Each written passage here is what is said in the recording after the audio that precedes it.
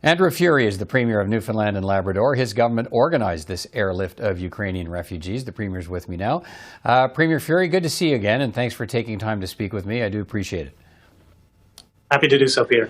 Look, you were there to greet those Ukrainian refugees when they arrived, along with a large welcome contingent of people from your province. What was it like to greet those people, including those 55 children, knowing what they've escaped and knowing what they've left behind?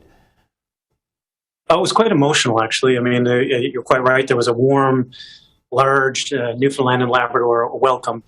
But in talking to the refugees and hearing some of their stories, and frankly, just the emotion that they brought was overwhelming. They were grateful. They were thankful. They were excited to be in Newfoundland and Labrador, excited to be in Canada.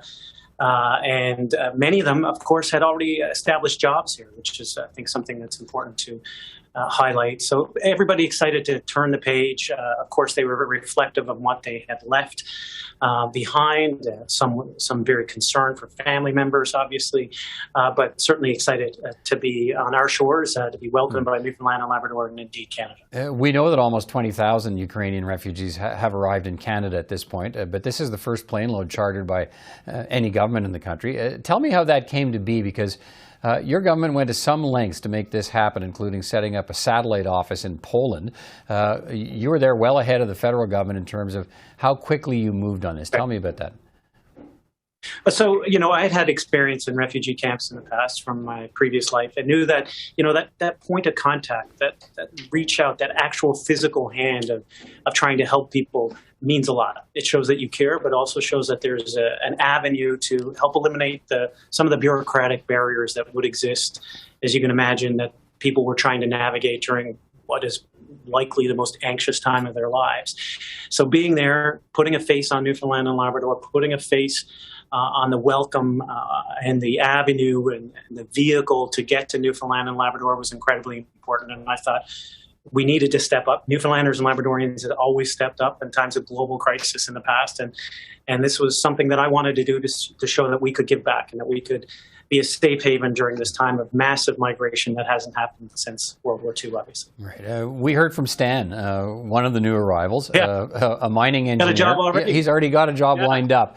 What about some of the others? You touched on some of those who have jobs lined up already, but the broader question, how will people look at this and say, wow, that's a lot of people to arrive in one province at one time. How will they be supported? Where will they live? What about education and healthcare and shelter and clothing? What about those things?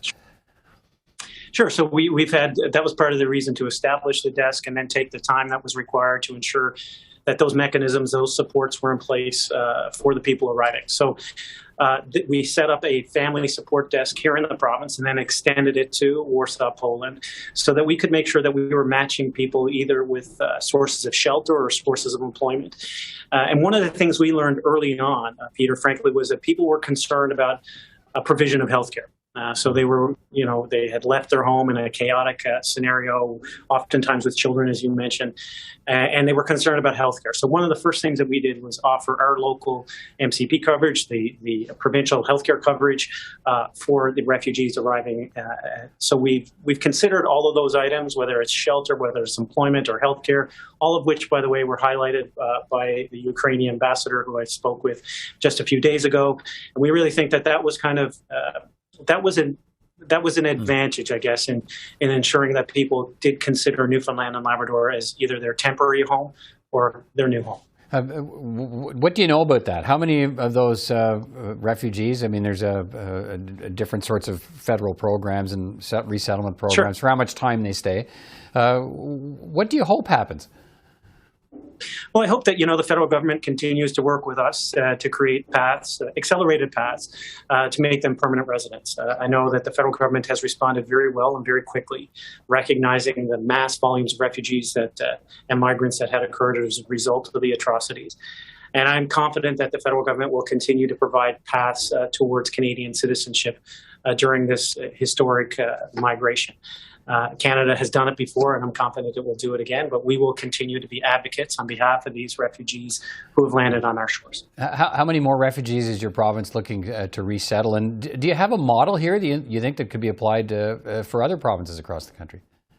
I certainly do. I think it's an effective model. You can imagine now if you're just lost your home, has been bombed, and you're not sure where your loved ones are, you've lost your job, you've lost everything that you've known for your entire life, and have moved to another country and are looking for a place to resettle. Having someone there to help shepherd you through the system is incredibly important. It shows, again, that you care, but it also eliminates some of the chaos of the paperwork that we all know is inherent in an immigration system, some of which is necessary, by the way.